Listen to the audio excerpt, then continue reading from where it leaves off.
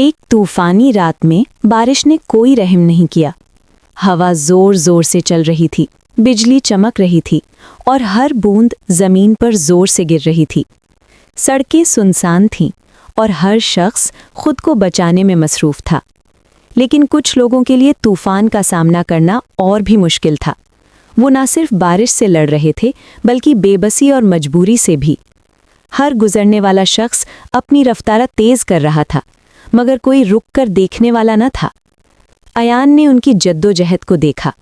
ایک ماں کو اپنے بچے کو سینے سے لگائے بارش سے بچانے کی کوشش کرتے ہوئے دیکھا۔ اس نے بچے کی خوفزدہ آنکھیں دیکھیں اور وہ منظر اس کے دل میں اتر گیا۔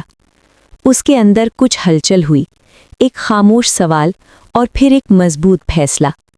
بغیر کسی ہچکچاہٹ کے اس نے مہربانی کا انتخاب کیا۔